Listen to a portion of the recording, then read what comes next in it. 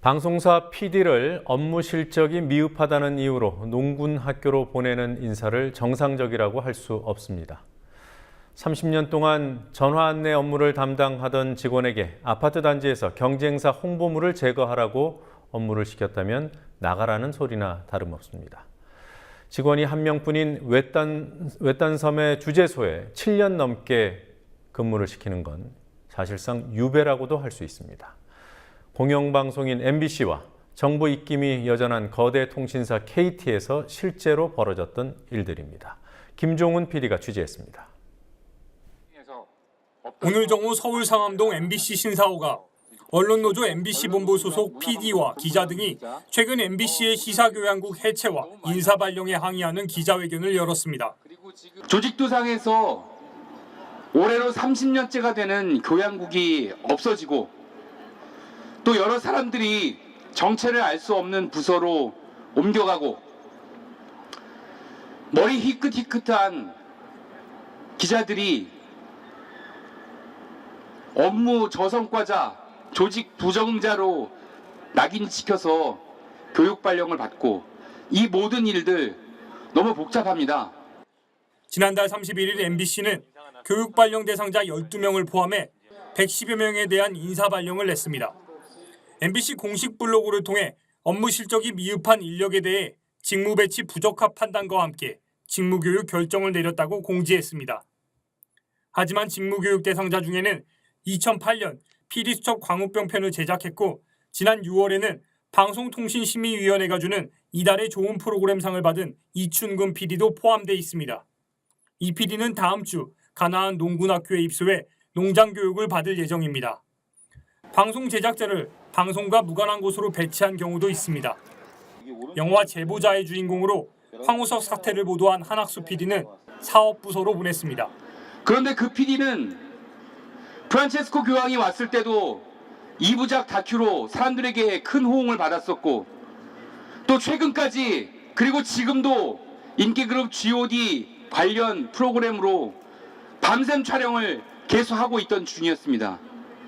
그런데 본인에게 이런 방구 설명도 없이 아무 이유도 없이 프로그램 잘 만들고 잘 해오던 PD 한 명이 갑자기 사업부서로 옮겨왔습니다. 그 부서가 무엇을 하는 곳인지 아무도 모릅니다.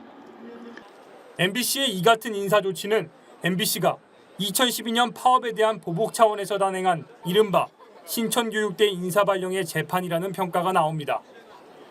신천교육대 발령은 파업에 참가했던 PD, 기자, 아나운서 등 65명을 MBC 신천아카데미 등에 보내 브런치 교육 등을 받게 한 것으로 당시 서울 남부지법은 사측이 인사권을 남용한 부당한 인사여서 무효라고 인사발령 효력정지 가처분 결정을 내렸습니다.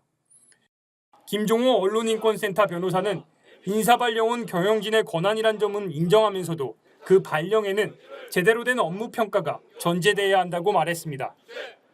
법이 그런 권한을 이제 사측이 주고 있는 건 맞는 것인데, 네. 다만 그게 네. 진정한 이제 업무 평가가 되었던 것이냐. 네. 그러니까 단순히 경영상의 이유로 그들이 지금 제시하고 있는 근거가 네. 명확한 것이냐는 좀 다른 문제거든요. 네. 이 같은 지적에 대해 MBC 사측은 답을 피했습니다.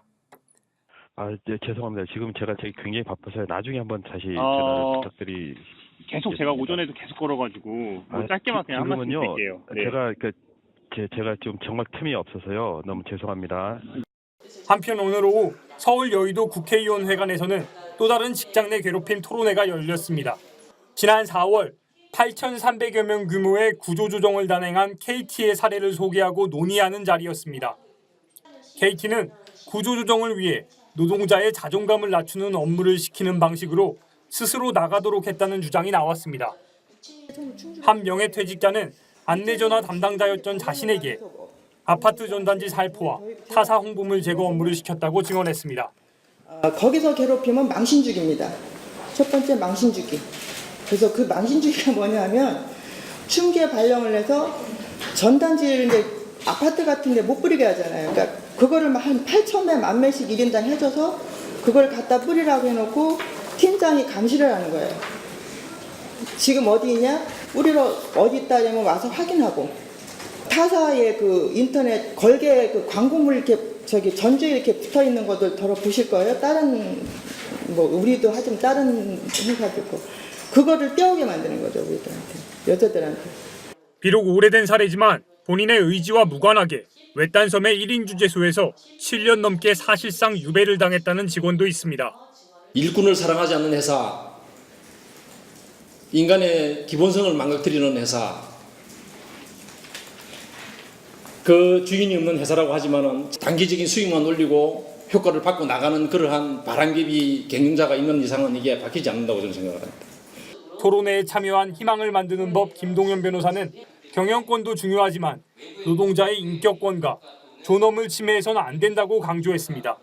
이제 노동자의 인격권이나 아니면은 노동자의 인간의 존엄을 침해하는 형태로 이루어지는 것은 문제가 있고 그것에 이제 갈등 관계에 있어서 가장 중요하게 판단해야 될 가치는 결국 노동자의 인격권을 넘지 않는 침해를 넘지 않는 한도 내에서 사용자의 업무 지시권이 이루어져야 된다는 것이죠.